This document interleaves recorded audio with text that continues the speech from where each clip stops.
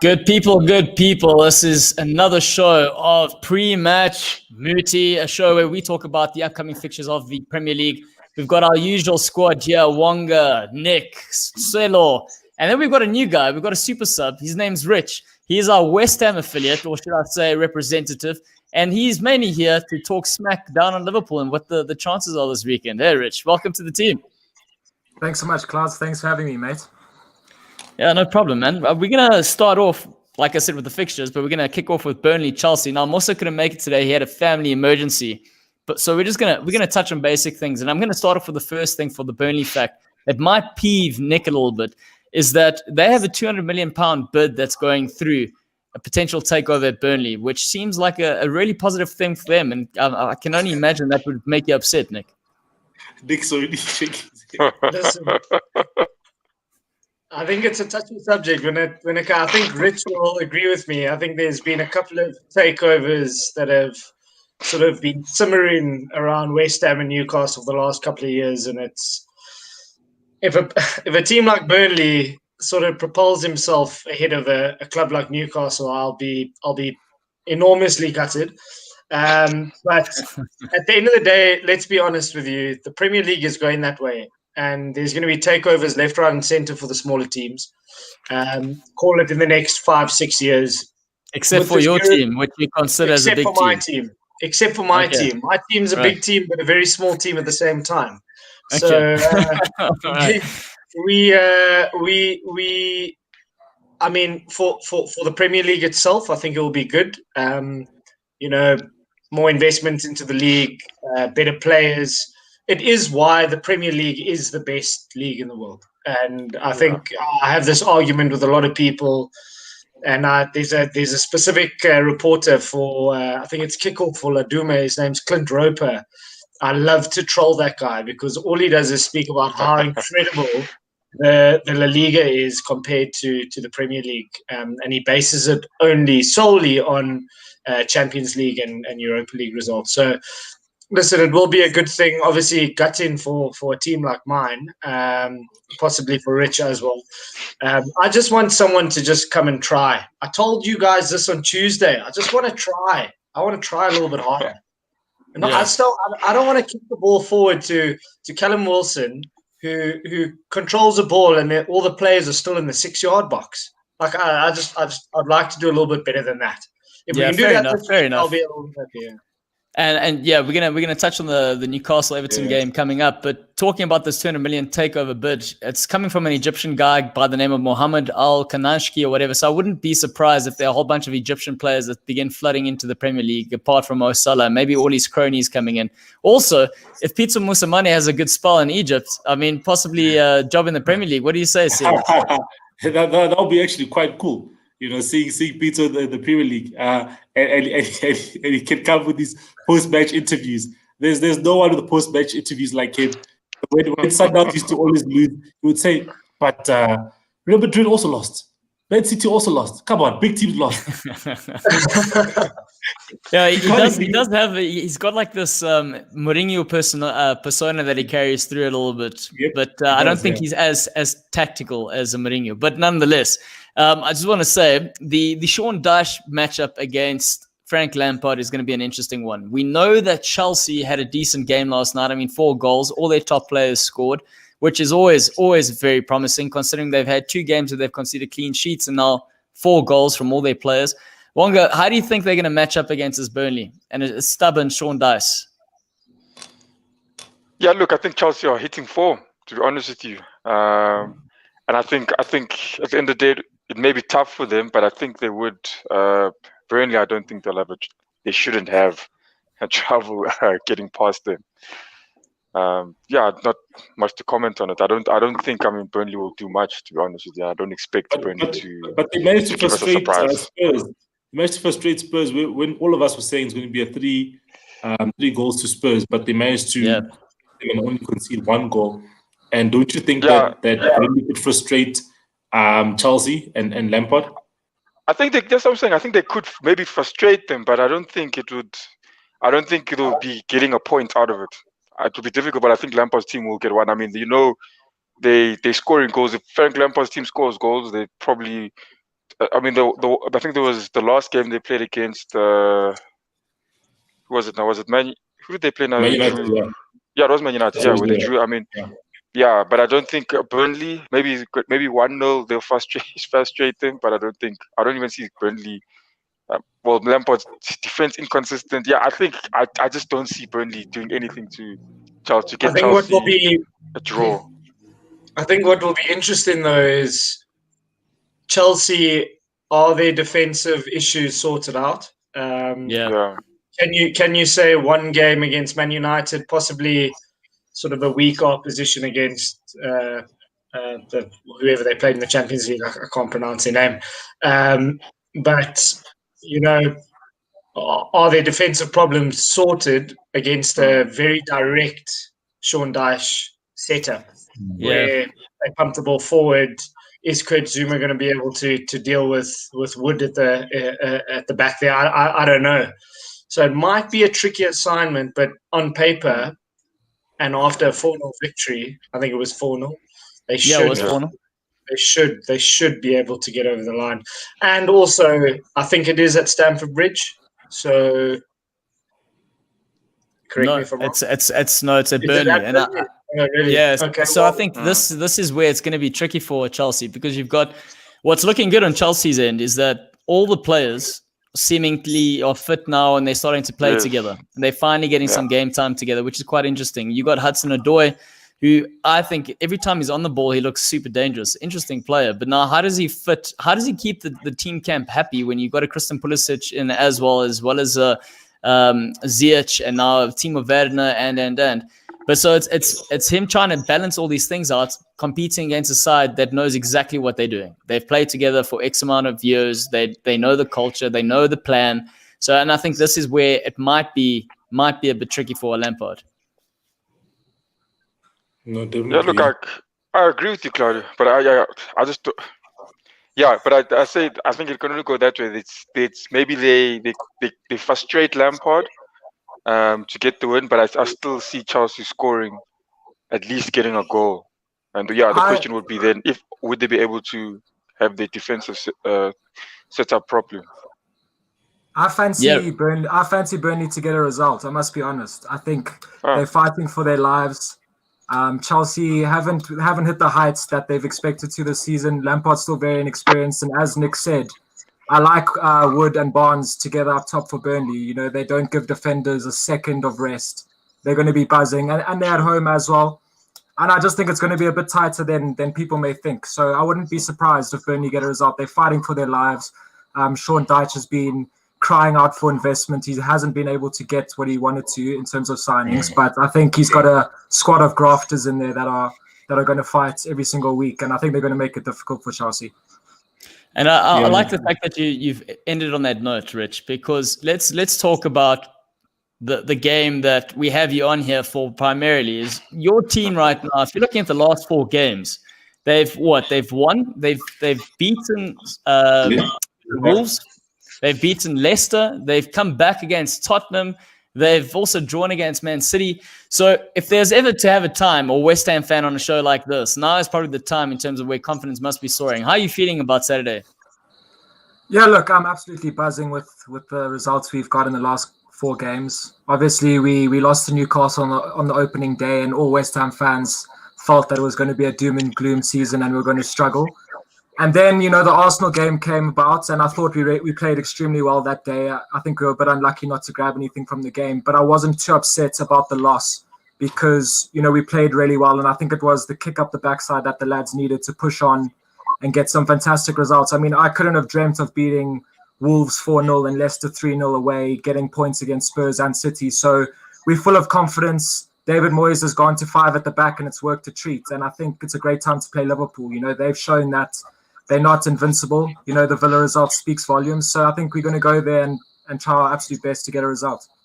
Well, yeah, the timing is, apart from the form that they're in, with Liverpool's defensive issues that we currently have, I think when we're looking at players that are 18, 19, 17 as candidates that are going to play at centre half, I'm thinking myself there might be on the cards at the moment for Rhys Williams to make his debut for Liverpool, 19-year-old, who, by the way, his story has been absolutely ridiculous. They loaned him out. He won the FA Cup under 19 Junior League. They loaned him out to a 6th-tier English club.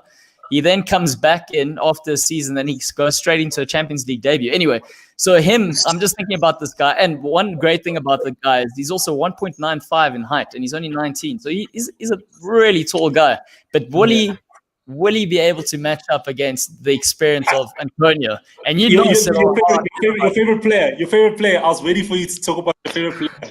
Your Lionel Messi, Cristiano Ronaldo of the English Premier League. Mikel Antonio, I mean, you love twisting my words. You love it, but it's fine. I'll let you do it. I said he's got the same effect for them as what those players do for their own teams. He killed. Did you see his goal, though? Yes. With that goal was great. That was a great goal.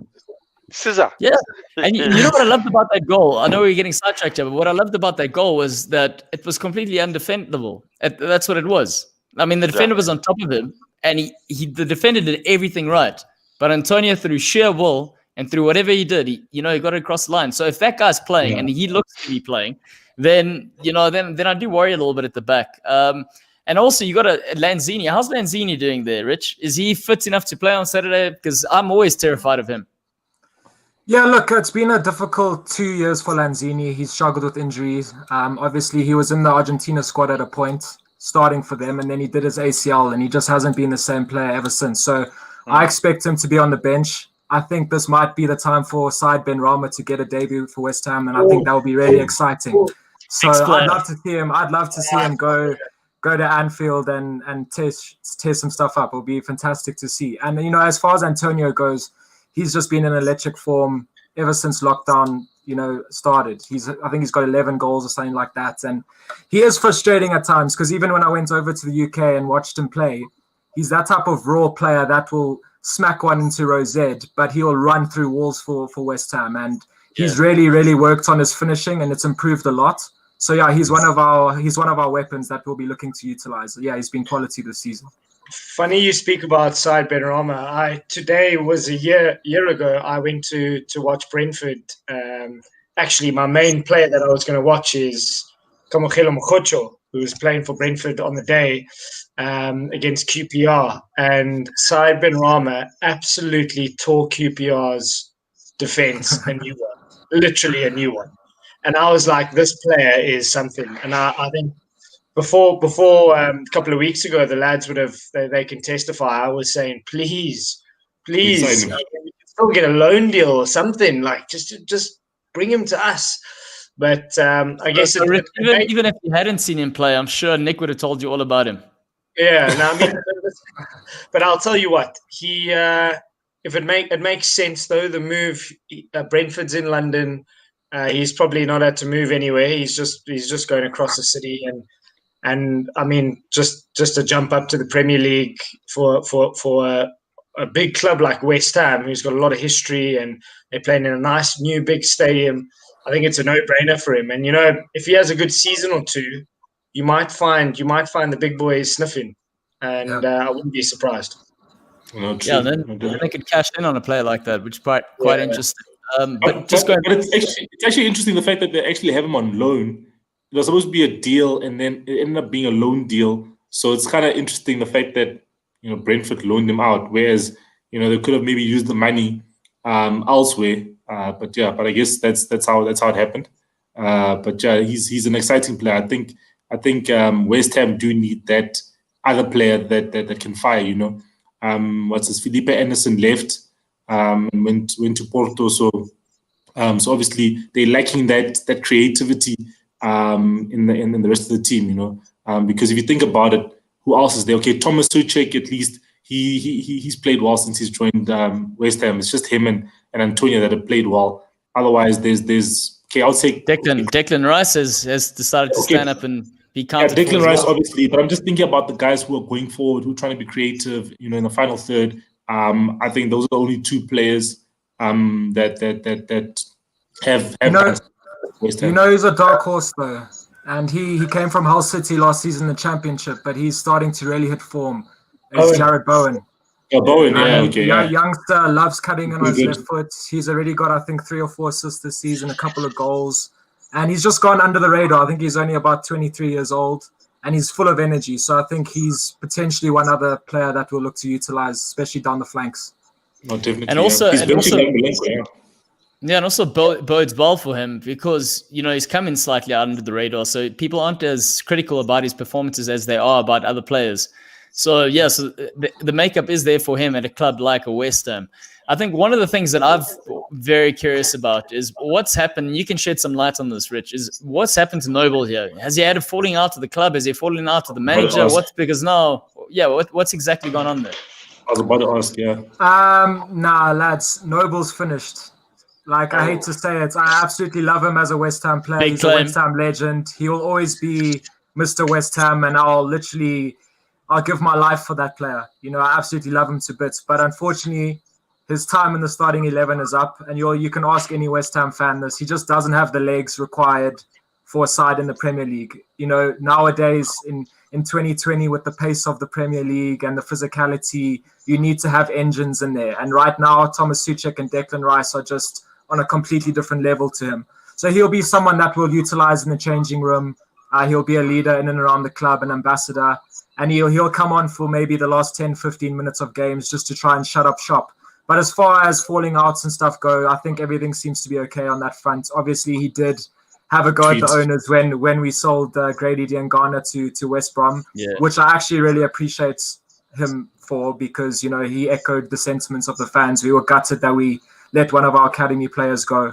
But unfortunately, I just think his time in the starting 11's up, and everyone in a West Ham vicinity can see that. It's sad, but it is what it is. He's 30 plus now. Yeah, it's hectic when the guy's still putting on his boots and you're referring to him as an ambassador. I don't know if that would go down involved with him at all, but let's pretend like you didn't say that. He's not watching the show, all right? I want to talk about, from the Liverpool perspective, we've got, obviously, Fabinho's out. We've got Matip. Who knows whenever that guy is fit or when he isn't fit? We don't really know what's going on with him. We've got, between the options that we're looking at, we've got Rhys Williams, who's 19 years old. We've got Nathaniel Phillips, who's a 23-year-old player that they loaned out to Stuttgart. He played in the second division, but he's not good enough. They were meant to loan him out to championship clubs, but that didn't materialize because we needed, ironically enough, cover at the back. Then we've also got Billy Comito, who's a 17-year-old French player who actually had a pre-season with Liverpool. And then he had a bit of a wobble against Blackpool. And since then, we haven't seen him. And this is why football's so funny, because Rhys Williams wasn't even on the radar. And Billy Comito was meant to play in the League Cup. And he got injured, and Rhys Williams got his chance, and now all of a sudden he's got 2 Champions League caps, and now he's potentially starting. But I think the player they're going to settle with on the weekend is, I've got a feeling they're going to play Hendo at centre back, just because he's done it before at the FIFA Club World Cup, and it's to handle a player like Antonio. Hendo's a big physical guy. I don't know. Rhys Williams is super tall, but I don't think he's muscular enough to take that man down. So do you think you guys would ever play a back 3? Like maybe play a back 3 of Robertson, Gomez, and Hendo, for instance, and then play the Greek kid on left wing back, and then obviously Trent right wing back. I mean, that could be a solution if the Greek player was fully fit, but he's also been struggling with fitness, which is the irony of all of this. So what about Milner? What about Milner? Yeah, Milner's also that's a better point. Milner could do it. Yeah, I suppose. I don't. Why would they do that, though? It's not Klopp doesn't do that. He plays offensively. So for me, I'm thinking, you've got a situation where we're also not even sure, because Salah came limping off the game towards the Champions League game on Tuesday, so he might not even play. But I think whatever they come up with, they're going to try and come up with a plan where they accommodate a Jota, because he's been so effective in terms of every time he comes on. It's definitely another scoring option, which is a huge bonus for us. The other 2 bonuses we have is we have Thiago, who's fit, and Keita is fit. So whether or not they both start, but if Thiago comes on, it's really going to, despite on how West Ham set up in terms of, are they going to sit deep, which I'm assuming they are, if they're going to have 5 players at the back, Thiago will be a player who could be the difference on Saturday. I don't know. What you think, Rich?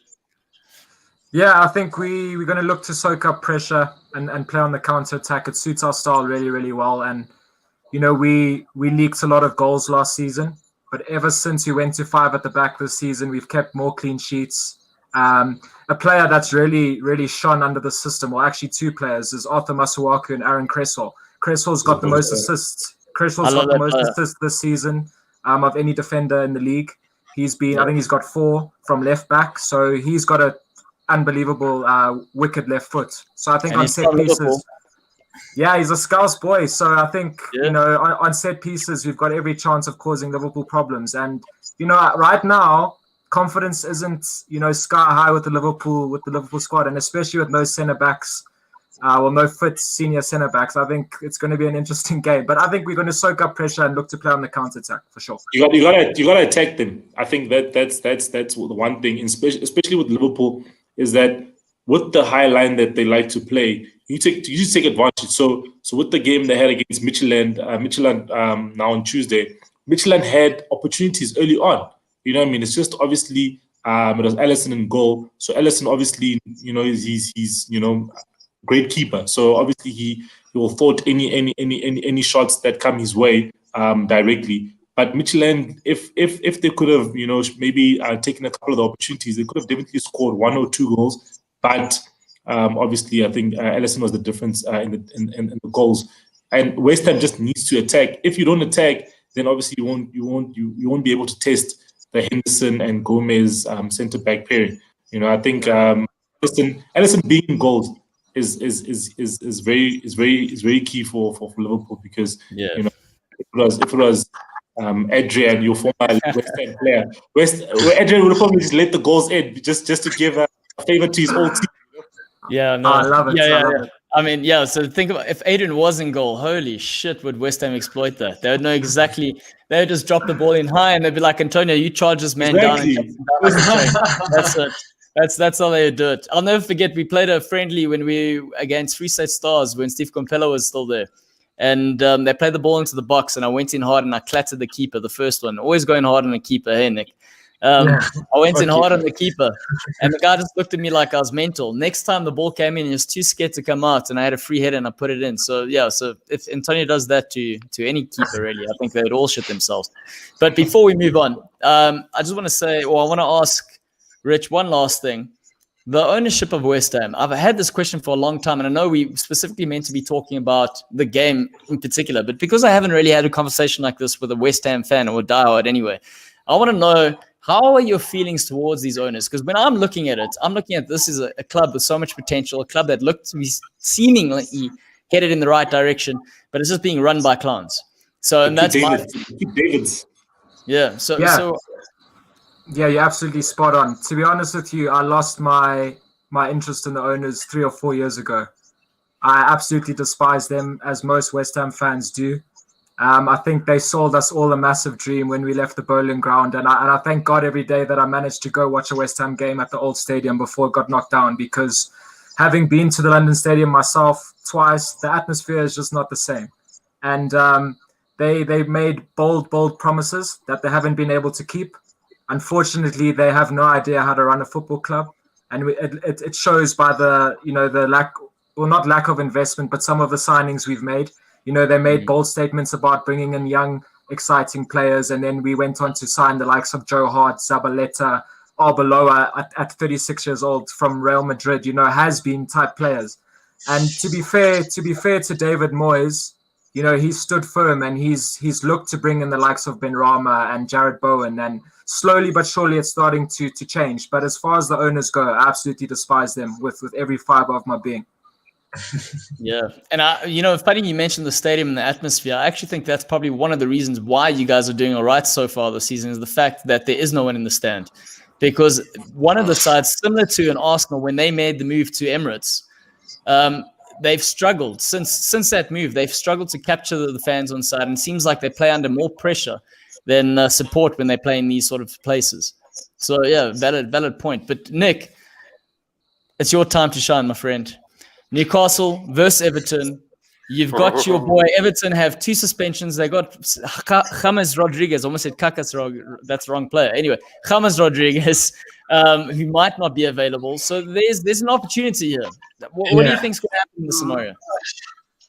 I think if you're telling me that, I mean, you're taking 2 of their front 3 out, and you're left with Calvert-Lewin, who's looking very deadly. I am concerned. I mean, Everton have proved what they are sort of in the first couple of games. They had a bit of a slip-up last week, and I think, maybe people were saying, this is, their blip, and they're gonna fall away. But we also got to give credit to Southampton. I think we spoke about this a couple of days ago. I mean, Southampton, Huschenhalter, I can't really say his name. The coach has done a good job. So Yeah. I'm worried simply because man for man, they're a better team. But we do have our weapons in and around the pitch, but we do have a dinosaur as a coach, and I speak about this all the time. Whether or not he's able to execute some sort of a plan is debatable. I do think there's a key weakness that they should try and expose, and that's Jordan Pickford. I think he is looking so vulnerable. And if I was Steve Bruce, I would stick Andy Carroll up next to Callum Wilson. 100%. If he's gonna play route one, you might as well. You might as well play the best header. You might as well. Yeah. So, what's the point of hoofing to Callum Wilson, who can win his fair share, but if you put someone next to him, they're gonna win. They're gonna win majority. They obviously don't have Dini at the back, and I don't know. I think with Jordan Pickford at the back, I think in goals, I think they are a little bit susceptible. And I do think there is this sort of, when the ball goes into the box, when there's a set piece, when there's something, I think there's a little bit of concern when Ancelotti's watching from the sideline. So I think I thought you were saying he's watching from home, listening to you now, but it's from the sideline. Yeah. Maybe, you never know. Just check quickly. Just check. Well, we've got 3 people watching us live, so it could be him. It could be him.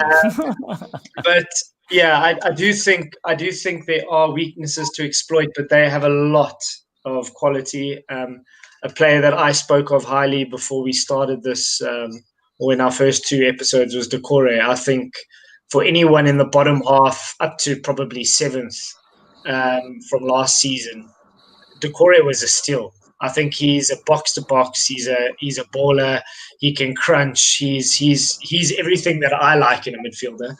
And with our coach, we play in wingers as central midfielders. So if that is the case this week, we will lose the midfield battle, and we will try and get something out of the game off a set piece, through a long ball, or an Andy Carroll header onto someone's arm, and VAR might just give it to us. I don't know.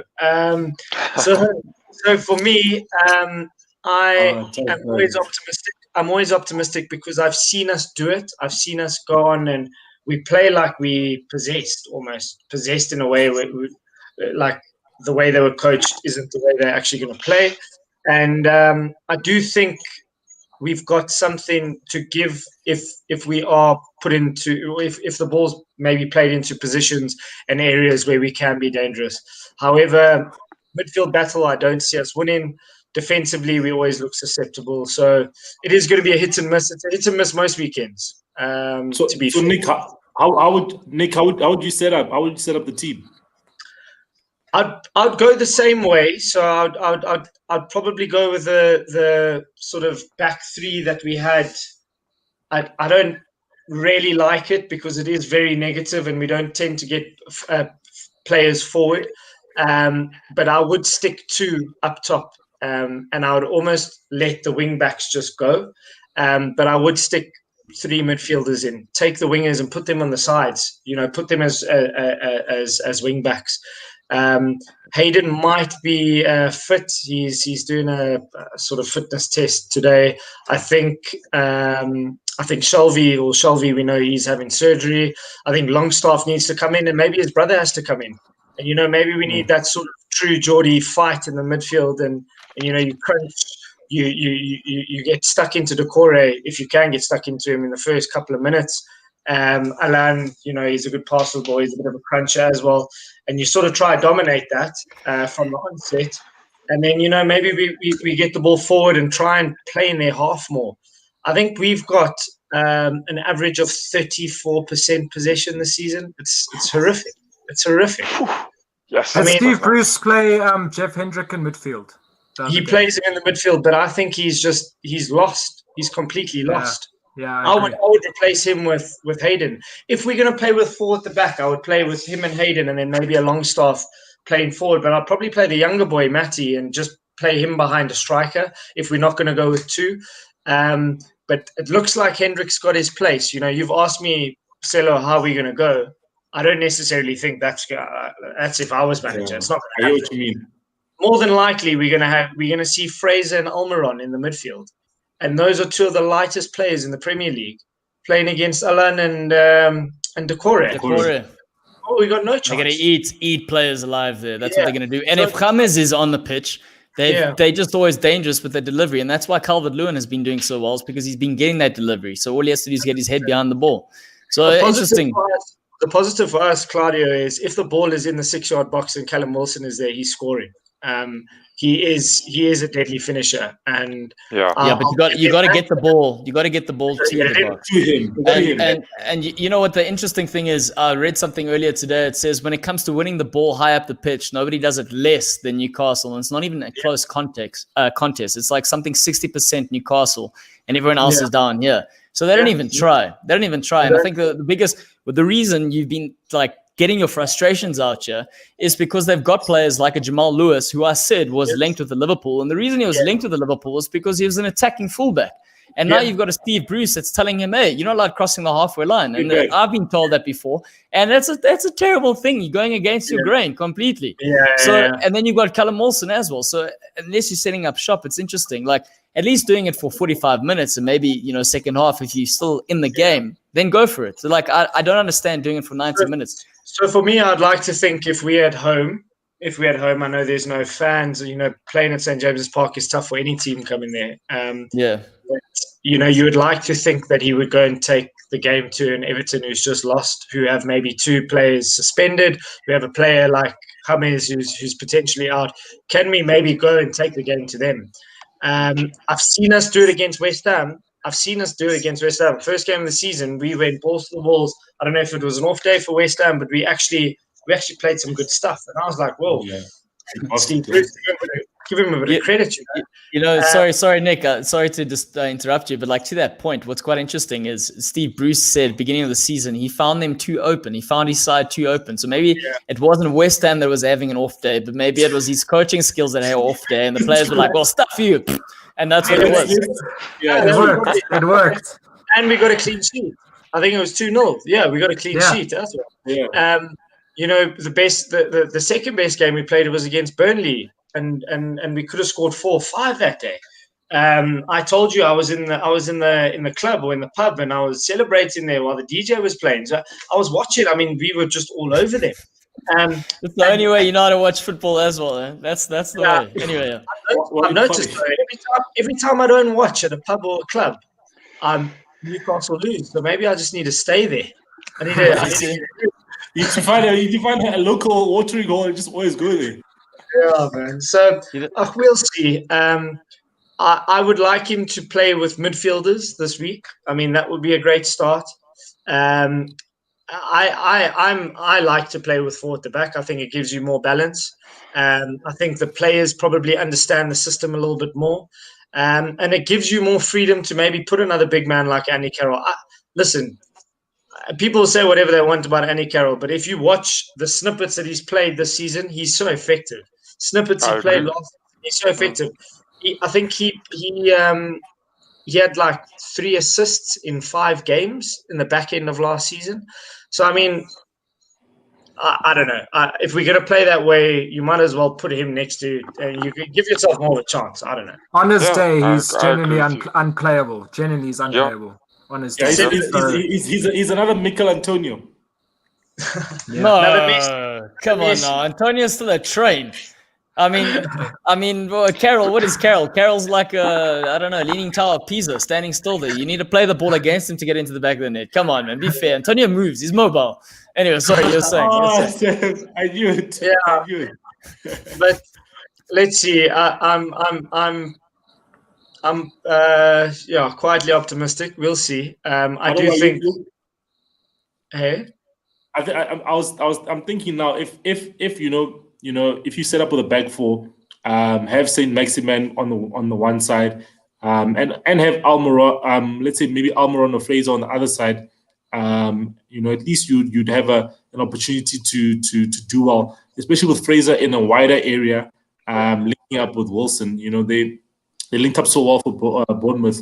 I think that should be the way you guys try to go forward instead of a back five, because the back five thing doesn't work, as you said, with Almiron and Fraser in the centre mid. I think I said that though. I mean, Fraser got 2 man of the matches for Scotland. I know. I mean, it is Scotland, but at the end of the day, he got 2 man of the matches played, starting for his nation, and he comes in and then Steve Bruce plays in the midfield. Like I don't get that. Almiron is a little bit lightweight, but on his day he is unplayable. But say Maximum is the X factor, so I would give him that freedom, and I would pair him up with a right back that can cover it, and that right back doesn't go. And let him stay there. Let him stay with the front three, or if it's a front four, let him stay there, because when he gets the ball out of his feet, I mean, if you're going to dive in, you're going to either give away a foul, or you're going to be watching him run past you. So we always have a chance because we've got the weapons. I like the word Rich used it earlier. We've got the weapons, but we've got horrific weapons at the back. You got self detonation bombs there at the back. Just on a sombering note for a Newcastle fan, i.e. Nick and the rest of your Toon Army. In the last 3 seasons, you've averaged, so you ended on 44 points. The following season, you ended on 45 points, and then the last season, you won 44 points. So I can only imagine, from terms of progression and moving forward of the club. We know that Wonga and Arsenal are happy with the top 4. It seems like at this stage, or at this point in time, a so-called big club like Newcastle is just happy to survive. Yeah, well, us fans know we're a big club, but the board don't think we are. So give credit where credit's due. I think the reason we call ourselves what we call ourselves is because there is so much potential. We do have a history. I mean, it was not so long ago we were in Europe. We were in a quarterfinal against Benfica. We were in the Champions League not so long ago, challenging for titles in the 90s, and we've literally regressed. And I think that is just what hurts the 52,000 that go every week when they are allowed to go to the stadium. So at the end of the day, I do think change needs to happen, and it's not. And obviously, we were. Claudia, turn your phone off.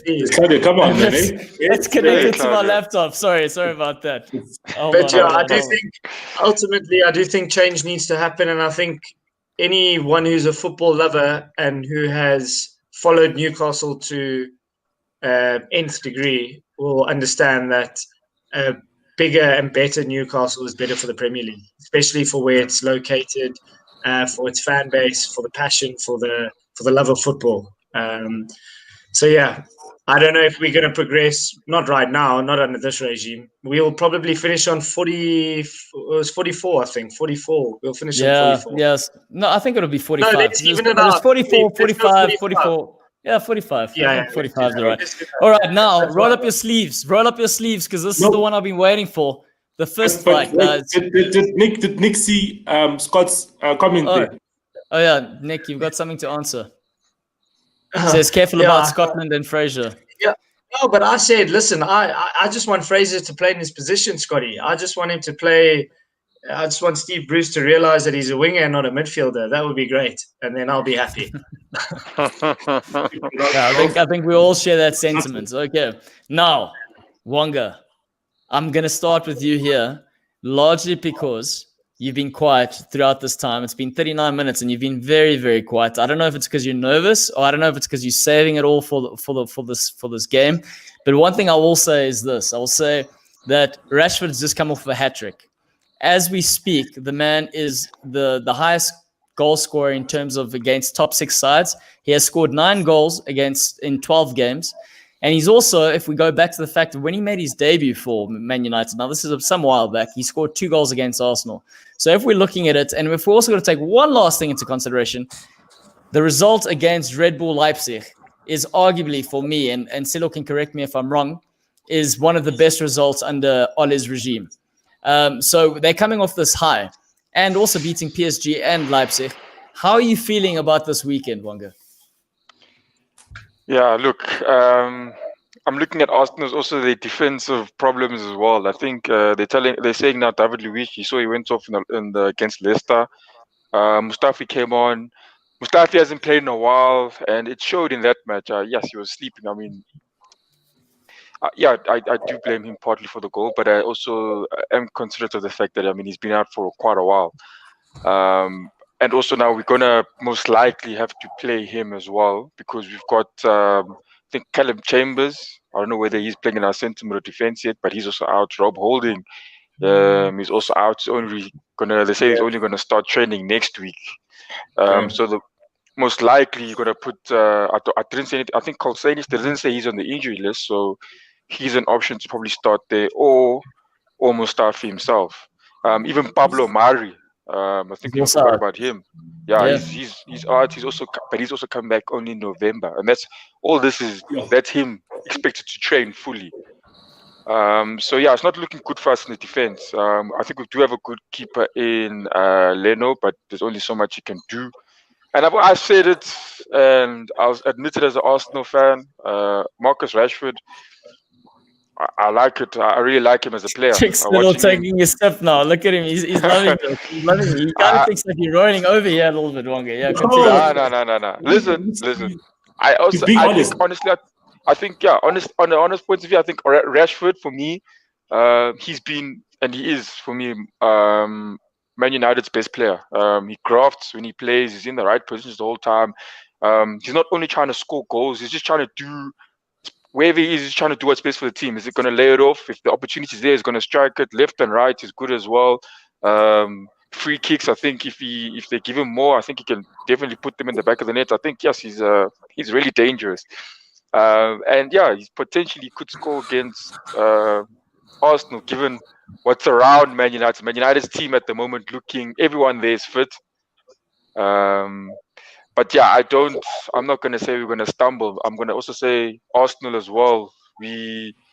I think this season defensively we've done well. David Luiz, like we said last time, he came back from a horrific start to the season last year when he came in. But he's looking better. I think he looked like he was an agent when he came in our defense. But yeah, will he be fit for Saturday? Because I'm curious, like how? Yeah, sorry. They say he is being assessed. He says doesn't look good, but he is being assessed, and he will definitely not play tonight. So most likely going to put in. I don't know Kolsanis. I haven't heard about. They didn't say anything about Kolsanis, but I think he would be the right person now to try and fit in there with Tyranny. Or you try Mustafi as well, because he also needs game time. But as well, he's also come back from a long-term injury and still trying to get into it. That's what they said. So you think they'll play a back 4 or a back 5? You see, I think they'll go for a back, as they've done before. I think they'll go for that. It's not they say a back 3, but I think it's a back 5. The back 5. I think why change it? I mean, shouldn't be changing it in and out. I think they'll still go for the back 5, especially against Man United. I think it is where we've seen our strength. But again, look, I know I say it every single time, but every time I watch it and I see us concede, I see it coming from, Rich was saying there as well. Is it about Noble? His legs are not there. He's just, and for me, I also feel that Xhaka is just. I think he's just too slow for the way you want to play.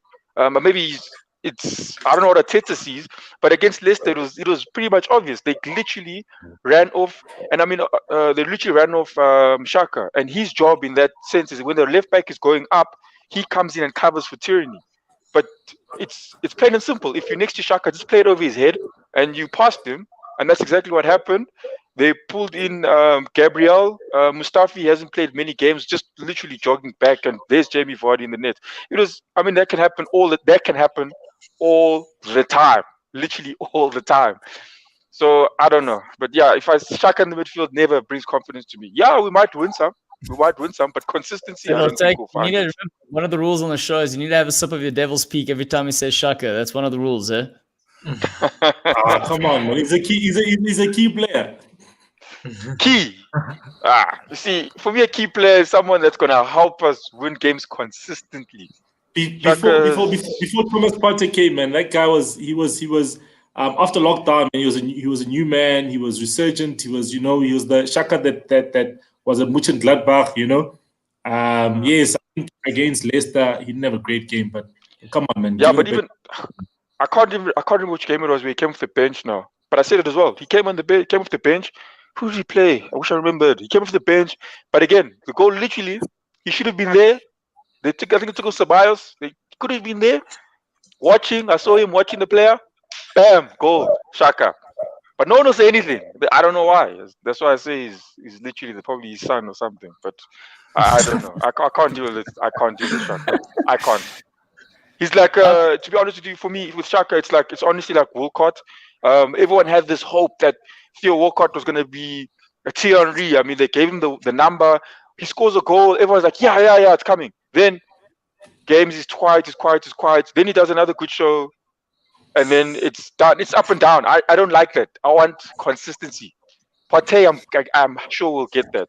And then put on Ceballos next to him, maybe. Yeah, but not Xhaka. No. Wonga, Scott Woodhouse is asking the question. He's saying William hasn't been impressive. He says, and apparently Aubameyang's goals have dried up as well. So what's your ideal front three if you had to choose? Look, Aubameyang always. It's still early in the season. It's only 6 games. Yeah, Striker's going to miss out on some games. William, I don't think he's. Let's say now he hasn't also played as well. I think he's been out only the last game or 2. He's had an injury as well. But I still got faith in the guy. He is a good player, and I think all of you guys would agree with me that he could cause problems for any defense. As I said it before, I saw the guy play Shakhtar. With the team of not bang average players. I think there were some decent around him, but you could see he was pulling the strings in that there at Shakhtar, and moving to Chelsea, able to move out of his central position, play on the wing, still find success. I think if Arsenal do try and do something where they play him in the middle, because watching the game on the weekend, we could see we're lacking a bit of creativity, and I think William could. Provide some sort of creativity for us. I think that. Wonga, what's your front three, bro? Oh, front three. Obviously, for the weekend, I think it would be Aubameyang, Lacazette, and I would play Pepe down the right as well. If Martinelli was fit, I would have played Martinelli down the middle. Martinelli they say he's only going to be coming back end of December. But yeah, I think Lacazette, look, maybe I don't know, maybe it's because I'm a fan, but I do have faith in him scoring goals for us. For me, I do think especially off the ball, you just can't put it on his head because he'll duck. You need to put it on his feet and he can't run into space. Look. Sorry. Go Silla. No, I was just saying that Lacazette, he grinds. I think he grinds off the ball. Like I like that in a striker, and he does grind a lot. Trying to hassle defenders now and then. But yeah, goals is what we need from him. Okay, wait, Silo. Before I jump to you, I will go one more thing I want to ask you. I almost called you Wenger. Sorry, he's still ingrained in the Arsenal. Rhys Nelson. Yes. So they wanted to loan him out. Arteta's come out saying they wanted to loan the player out. He's chosen to stay because he wants to fight for his place. Through what you've seen from him so far, is he good enough to stake a claim at Arsenal? I don't know. For me, he hasn't impressed me much. He's got pace. Look,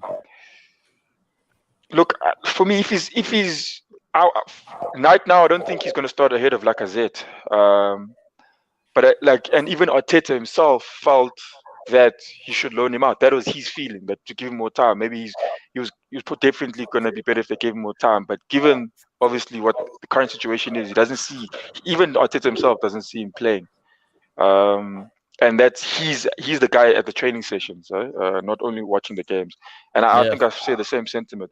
But again, like what Arteta said is that if a play, I mean, the guy obviously has shown that he doesn't want to go away. He wants to show himself there. It's a risky thing because what's actually more beneficial is that the guy gets game time, so he can actually. I mean, we all know that in football, if you're not playing, you're not improving. But he did so well in Germany. You know, I had such big hopes for him because he went out to Germany and he did really well. And then he seemed to come back. And I've watched a couple of Arsenal games and he just hasn't really been at the races for you guys, which is quite disappointing. Yeah, it is. And I don't know. Sometimes you see a glimpse of like, hey, this guy could be good. Especially, I mean, but again, they played that Liverpool match that ended up 6-6. I mean, there was something there. I mean, you could see it. But again, he's young, and you know, Mateta's got a mandate now. He can't be trying out things. He needs to know things that work. Just sell him, and then you'll turn out like a demand, and then you'll regret it. No, you see, but Nabri's different. That's another story. But Nabri's different. Even Wenger has said that look, he tried to keep Nabri. I was also pissed off with that. Nabri for me, like you see, Nabri for me, clearly he's a player. You could clearly see was better than a Walcott. It was straightforward. You watching from the outside, you say Walcott on the bench, Nabri start the games. But that's not what was happening when they played. So I don't know. Nelson is not that case. It's not very clear to us that you say, okay, no, you play definitely against Lacazette. You know, it's not that clear. It's not that clear. You can't say it. Yeah. And let's talk about a player who is getting game time, and is being super. He's taking his chances. Really, he's a Mason Greenwood. Selo, is he going to play on the weekend? And what do you think he'll cause damage to this Arsenal side, along with the Rashford? I think because Martial is still suspended for his 3-match suspension. I think that Greenwood will start, so it'll be Greenwood and Rashford starting together. So yeah, man, that kid is he's got the whole world in front of him. He's a clinical finisher, best finisher at Man United. Hits it on the left, right, tight angles, whatever. Man, that guy. He's got a future. It's just he needs to work on his headering skills. His headering is very poor. Like I don't think he can. I don't think he's ever scored up a header for us so far. And the chances that he has got in the box to hit the ball, he hasn't been good. But and that kid, he's 19. He's like, you saw the goal that he scored against Leipzig. It was quite a tight angle, but he still managed to put in the back of the net. Right, and Ole Gunnar Solskjaer, is he going to go for this game on Saturday, or is it going to be more defensive setup like we saw against Chelsea? He has to. No, he has to. Like you know, with the Chelsea game, the setup wasn't right. In terms of going forward, it was right in terms of frustrating Chelsea, but not right going forward. So he needs to always find that balance in terms of being defensive and also being attack-minded. Where against Leipzig, he found the balance where Leipzig had the ball, but they never had the ball yesterday. He just needs to replicate such in the Premier League. Historically, he's been always a good manager against top 6 teams. He's always gotten some victories and some draws and very few losses against the top 6 teams. So he definitely needs to replicate what he did last season against top 6 and what he's doing now in the Champions League. So let's see how he sets up, but I think we need to definitely go for it. He needs to start Pogba. Pogba had a good game yesterday, had a good assist, and he controlled the midfield quite well with Matic and obviously the energy of Fred. Fred is the first name on the team sheet now going forward because his energy is unmatched in the team. The amount of distance that he covers, he covered the most distance yesterday for Man United, and he frustrates the other team, and he cuts and like with the first 3 goals yesterday, he was involved in every single goal yesterday by either making a tackle and passing on to the person that assisted the goal, or being the guy who actually assisted for Rashford's third goal. So Fred has he's had what 4 or 5 starts in a row, and he's played very well in every single game. Yeah, that's good. That's good. That it's interesting because he's had a tough go at a United career, really, and it's good to see it working out, or slowly working out for him. One of your players, though, yeah. I want to say the interesting thing with Fred is that last season, right, before lockdown, Fred was actually in contention to be Man United Player of the Season, right? Because he was in the midfield. Pogba was injured. McTominay was injured. So it was just Fred, Matic, and then Bruno got signed in Jan, and he had a good connection with Bruno. And then obviously when Pogba came back post-lockdown, he benched. And I think obviously that last 8-9 games post-lockdown, never really got some game time. But last season he was great for us, in those big games, in us beating Man City, or we beat Man City 3 times last season. In every single game that we beat Man City last season, he was instrumental in those victories, breaking down the play for us, and in terms of setting up the counter attack. So Fred has finally, I think, obviously in the last 18 months, shown what he can do for Man United, and shows why even Pep wanted him when he left Shakhtar.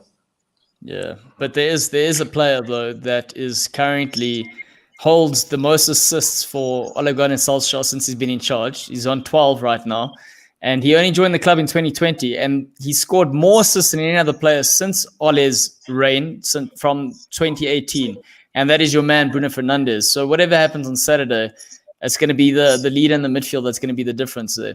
In my opinion, yeah.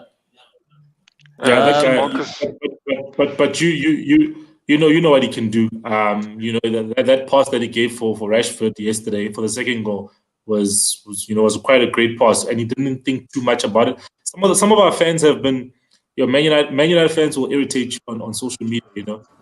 They will say that Bruno loses too many balls in terms of the passes that he makes, but he's in a position where he's supposed to make the risky passes. You know what I mean? Because 100%. He plays, he's not playing. 100%.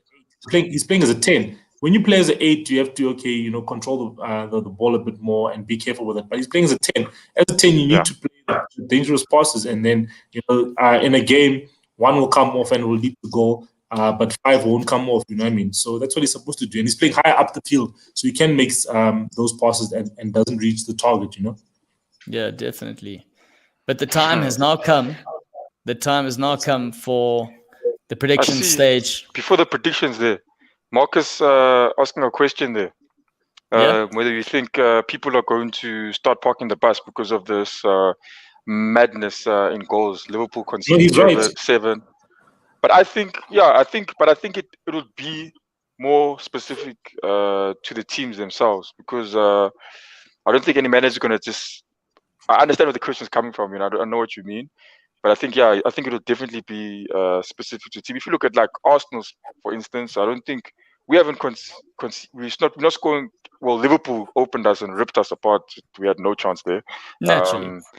But then the other teams, not naturally, but, but the other teams, it was just 1. I don't know if we did concede 2 this season. I don't think so. But yeah, I think Arsenal will be looking at is trying to get in more goals, and that's what we need at the moment. But I think defensively fine.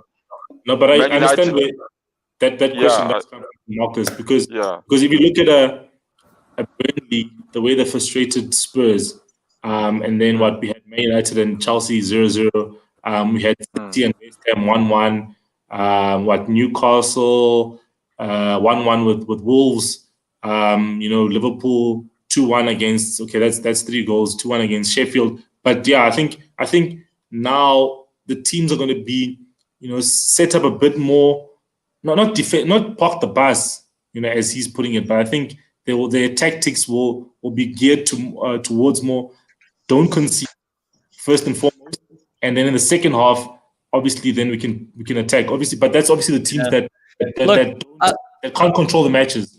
I think Newcastle will set up Your Newcastles were set up like that because they can't, attack from the get-go. Easy does it. Easy does it. But I think it's a natural human reaction. It's like if you have a child and you start feeding it a lot and it becomes obese, what's the next thing you're going to do? You're probably going to be too extreme because you're a bad parent and you're probably just going to stop feeding it. I think that's the same sort of thing as what's happening. We've been seeing the goals and the managers are like, oh, we need to slow it down a little bit. Let's do the inverse. Let's get our defense right and nick one goal. Because let's be honest, the big enough teams only need one goal. They can revert back to the early 2000s and 2004 when Mourinho came in there at Chelsea, Stamford Bridge. Just one goal is enough. Is it as entertaining for us? Probably not. So maybe it's not the best strategy in terms of viewers not being in stands and having to pay a £15 pay-per-view. So they need to keep scoring goals. So if they're deciding that, it's not a good idea. But to the point, predictions, Burnley, Chelsea. We're going to start with Rich and we're going to move to Wonga, Nick, Selo. Let's hear it, Rich. What do you think is going to happen there? I'm going to go with a 1-1 draw. I just think Burnley really, really need a result. It's at Turf Moor. They have got some bulldozers up front, and Chelsea haven't really been unbelievable this season. They haven't set the season alight, so I'm going to go 1-1. 1-1? Wonga? Oh, it's Marcin. I think, I'll also go with Rich's one. I think 1-1 as well. Is it me? I think it is me. I'm going with Nick's busy checking his hair out because he's going out after this. So he's just trying to see if his hair looks good. And that's why he's lost focus. Continue, please. I'm going with a 3-1 win for Chelsea. I think they'll have enough. I think once they break through and get the first one, I think it will be floodgates. I think it'll be 2-1 to Chelsea. They will struggle initially, but then I think eventually in the second half that Burnley might get a bit fatigued. Probably will start out like a 1-0 to Chelsea, and then Burnley will throw it back and make it 1. Chelsea. And then Chelsea will get a winner within the last 15-20 minutes. Yeah, I've got in the camp that Chelsea will get something just because I think the players are buzzing now, and if they will if he gets the right formula right, so I'm gonna go not as high. I'm gonna say a 2-0 win to Chelsea. Rich, the next one's for you, man. Oh, Scott says 3-0 to Chelsea. Yeah, there we go, guys. I think everyone, if you guys are gonna be placing bets, it seems like the common, unless you want to make money, go with what Rich said. A draw will probably give you good odds. Next game, though, Liverpool versus West Ham at home or at Anfield anyway. Rich, what do you think is going to happen here? Look, I mean, it's going to be an incredibly tough game, but I think we've got a glimmer of hope just due to the fact that you guys are really thin at the back. So I'm going to go with my heart over my head, and I'm going to say a 2-2 draw. It's going to be an incredibly difficult game, but we've shown that we can take on the big boys this season, so I'm going to be confident, 2-2. Yeah, I see. I also see West Ham getting a goal there. I see Messi getting a back heel there for us this game. So I'm going to put in... but I think Scott, I love it. I know Liverpool are definitely the better team in this, so I'll definitely say 2-1 to Liverpool. I'm gonna go with that's like he's zoning out. His hair. You come on, you watch the show, and then you make comments about his hair, and all he's focused on is his hair. Yeah, keep going. So I'm gonna go with a draw. I'm also gonna go with a 1-1. I just think the league's crazy. I know Matt said last week that the league might have been sobering up, or he said a couple of days ago it might be sobering up, and the right results are coming, but I think with that Fabinho injury, I think it might just shake things up in the Liverpool camp. And I think if there was a better time to play Liverpool, I think it's in the next sort of few weeks if you're going to try and get something. So I'm going to go for a 1-1. I think Marcus. I agree. I agree with Nick and Marcus and Rich with the whole draw. I say a 1-1 draw. I think being your factor will definitely lead to West Ham getting a goal. And then I think West Ham will... David Moyes, I think he wants to prove a point. I think in these big games, he's trying to prove a point. I think obviously the only one where he was opened up was the Spurs game. But even that, he obviously... I think, him actually getting coronavirus was actually a blessing in disguise. analyze what's going on with this team better. So I think a 1-1 draw. 1-1 draw. Jeepers. I'm gonna have to back my team, seeing as no one else is. I'm gonna obviously go with I Liverpool. said 2-1. Oh, thank you, Wonga. Wonga said 2-1. Sorry, man. Sorry. You know, I'm getting so just like Nick is consumed with his hair. I'm getting confused, like consumed by it too. So sorry about that. No. I agree with you, Wonga. I'm leaning towards, obviously Liverpool have to win this game. So I'm saying 2-1 Liverpool, possibly 3-1, depending if Jota plays on the right, because he loves coming in at the back post just to tap it in there, just to seal it right at the end there. Hey, Rich, just 90th minute tap in, game done. Okay, time to go home. Quick shower, lads. Go home and see your missus. Okay, next game. Newcastle, Everton, the big one there for poor Nick. Rich. I'm going to jump on the side of the tune and go. I reckon they grab a point. I just think the Southampton result was quite sobering for Ancelotti, and the Premier League has served up some really interesting games this season. So I got to support my boy below me. 1-1. I don't know. That doesn't sound so good when you say it out loud, but sure, yeah. Wonga. Yeah, I think Newcastle can get a win, especially if they do exactly like Nick was saying. If they're playing what's his name, Andy Carroll up front, and they just play the way they know it to play it. I mean, they can definitely play it the best way in the Premier League because they've got the man to do it. And I think they could get a result. Everton losing a lot of players just from red cards, and you can see it's pretty much put a dent in what they were doing. So yeah, I'll give a result 2-0 to Newcastle. Oh, away the lads. I said I want Andy Carroll to play. I don't think he will play. I hope he does. If they do, I'll say the same thing. If they do, but I do think more than likely he's going to set up the same way as he did, and we more than likely will just have to play on the percentages. And I do think luck will be on our side, and I'm going to go for a 2-1 win. A double from Worsen. 2-1. Only person that scores goals for the team. I think it's going to be a draw. I think it's going to be a 1-1 draw. I think Luca Dean not playing at left back. I don't even know who's the study at left back for them. And then you got to say Maximum running at him then, and that's going to be tricky. Exactly. Whoever's the understudy is going to have a tough time. And then the previous game didn't have Seamus Coleman, and they also didn't look good by playing. Coleman's out. Coleman's also out. Yeah. So they played Ben Godfrey out of position at right back, and it didn't work out well. So I think a 1-1. That's a 1-1. Yeah, I'll take it. Yeah, I'm thinking if you guys are playing fantasy, Scott Woodhouse saying that Calvert-Lewin's going to get a hat-trick, worth gambling on if you on that side of the blue side of Merseyside. For me, I share the same sentiment as Celo, going with 1-1 largely because Everton have a good first team. Their squad is thin at the moment.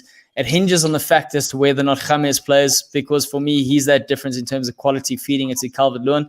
But overall, I think Newcastle have the potential to make it a very, very dull game and walk away with the point. So that's what I'm leaning towards. Thanks, Claude. Thanks, bro. Thanks. It's the first time I don't want to say you're going to lose, man. So you're going to be Yeah. So last, we're going to do, let's go with the Spurs game, Spurs-Brighton. Oh, yeah. Rich? It's a weird one, this, because Brighton have been a bit of a bogey side for Spurs in the last couple of seasons at home. But I just reckon, the form that Kane and Son have been showing this season is too much. And I watched the Brighton West Brom game the other night, and Graham Potter's side were poor, especially in the second half. So I reckon 3-0 Spurs. Yeah, I heard Marina talking today saying that Gareth Bale he looked like he's coming back in form. Gave good comments about everything about him. I don't think it'd be slating him as well, but yeah, he seems Gareth Bale is back, and if Gareth Bale can play today, he's starting today for sure, and if he can start he's meant to be playing tonight. Yeah, and he's probably gonna try to also give him a run the week on after. The game after. So yeah, if you're playing those three together, Kane, Son, I don't even worry about what they're conceding. I'm pretty sure they'll give it. They're losing 3-0. 1-0 already. Losing 1-0 already. Yeah, but if Bale's playing, they're Jeepers. probably gonna get back. So I'd say Yeah, 3-1 as well. Yeah, I see Scott saying the same thing Yeah. there.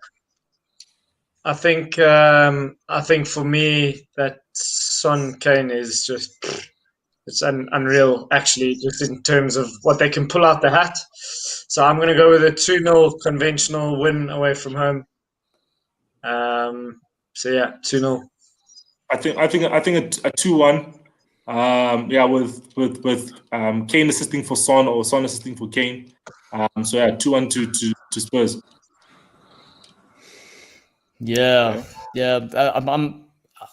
I'm on the fence a little bit with this because when I'm unpacking all of it, I'm going, cool. I want to see Bale come on and just because if we see a fully fit Bale, which we know he isn't, but if he is and he joins that beautiful duo romantic relationship that and romance on the field. I don't know what happens behind closed doors, but between Kane and Son, if we see that, wow, I think it doesn't matter what Brighton do because defensively, I don't think they're good enough. They're a pretty side. They're delicate on the ball. They look good. They make nice, like their passing patterns are lovely to watch, but they don't have what Mourinho says. They don't have, the steal. Arguably enough, you could say that Spurs don't have the same either, but I think they have a little bit more than what Brighton do.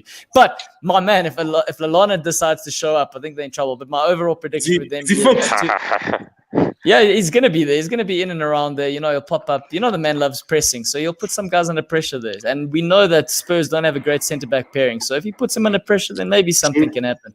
But yeah, I'm going to go with the 2-0 Brighton score, and then. Rich, we're going to end off with the big one. And this is no pressure to you because you've got 2 eyes, or actually 4 eyes watching you. One of their hearts are going to sink, and one of them, they've just met you, but one of them might like you more than the other. So, Man United, Arsenal, what are you saying here? Look, I'm sorry, Wonga, but I just feel that Man United are going to be too strong on this one. They're full of confidence after their win. I'm going to go 3-1 United. Yeah. Jeez, I'm going to be honest. Look, playing against Liverpool, the other small teams we did well. I think we held them morale. But then we played against Liverpool, and we're nowhere. I watched the game, and there was hope. Maybe scratch something, scrape it. And that our defense against the Liverpool attack. I think you can't really compare them to Man United, but I mean Man United do have a strong attack as well. You've got Rashford, you've got Greenwood who's also good as well, and you've got a Bruno Fernandes. So I think they could get something against us. Man United also as well have got a penalty in them, but maybe Leno will save it hopefully. Penalty or 10 maybe. Yeah, penalty 10. But honestly, I'm gonna be honest with you. I'm gonna go on my heart with this one. I say Arsenal will keep a clean sheet, keep it clean, and Aubameyang will put one in the top bin. 1-0 to Arsenal. Jeepers. I don't know. Because we need the win. And we need the win. I think for me, I think there's goals in this game. I see Man United being exploited at the back. And I see Man United's firepower up front finally sort of exploiting Arsenal properly. So I'm actually going to go with a 2-2 draw. I think there's going to be goals. 2-2. That's my prediction. Yeah, I think we just I don't know. No, Aubameyang is not back to his form yet, but I feel that we're gonna win. I'll give us maybe I'll be kind and be 2-1, but actually it's gonna be 3-1. Kind 2-3. It's gonna be 3-1. No ways. It's gonna be 3-1 actually. But I'll be kind and just make it a 2-1 to United. No way. Yeah, 2-1 to United. There's a little needle in my mind. It's doing this at the moment. It's going back and forth, back and forth. The only thing that's bringing me to the United camp is the fact that surely they have to be confident. They've just hit 5. They've just hit 5 goals. Their players are doing all right. Rashford's living the dream off the field. Like people are going to put him in the Times magazine of like as person of the year, and that's somehow filtering into his game. So for me, I think there's just too much at the moment going right for a United. I want to see Wonga's comments if Arteta does upset the set to make Ole Gunnar Solskjaer cry. Also, one thing I need to comment before I make my prediction is if you look at Solskjaer, whenever they do well, I'm so glad that he is United's manager because I despise the guy again. Like, I despise United again. With Mourinho, I was like, I like Mourinho. So I was kind of not sure. But with Solskjaer there, I don't like him. And he pulls this, like, little greedy face. Have you seen him, guys? Like a little fat kid eating a cookie. Like, when they score a goal, he's like, yes, I like it. Anyway, my prediction, I'm probably going to go with a 2-1 win. A 2-1 win to United. That's what I'm going with. Yep. No ways. They're not going to get 2 goals, guys. 2. This guy. Man United get 1 goal at most. 1 goal. At One most. goal. So At what are you most, saying? 1 1-0, goal. 1-1. No, at most they're getting 1 goal. That's all I can say. But you went. Wonga said they'll keep a clean sheet. That craziest statement ever. If we don't keep a clean sheet, it's 1 goal. Rashford gets it, or they get a penalty. I understand you backing your team to win, but at least back your team to win in a realistic manner. You can't keep it. Say The game will speak for itself. Say you'll win 2-1, but not say you'll win 1-0. Come on, Wonga. Say you'll win 2-1. We just see on the weekend, dogs. Our defense hasn't been bad this season. There's no ways they're getting 2 goals past us. Not Man United. I'm going to say this is the most confident I've seen Arsenal give a prediction. So, what am I saying? Wonga give an Arsenal prediction. Guys, I want to say thank you very much for joining me today, for joining us on Pre-Match Muti. This is the squad. Rich, thank you so much for making an appearance. We really appreciate it. Looking forward to seeing you again. Wonga, say your prayers. Speak to Arteta. Send the facts. Sell, I don't know. Keep feeding Solskjaer cookies. It seems to be working. And Nick, I don't know. That fact. I told you, fact is going to work with Steve Bruce. And thanks everyone for watching. We really enjoyed you guys having you with us. And yeah, we'll see you guys on Tuesday for what, guys? The cool down. The cool down, bro. We've really got to work on that. Let's try it again. And Rich, you can join as well. What are we going to see you guys on Tuesday for? 3, 2, 1. The cool down. We've got to say The cool down. Yeah, thank you. Yeah, all right, cool. All right, we'll work on that. Cheers, everybody. Thanks a lot.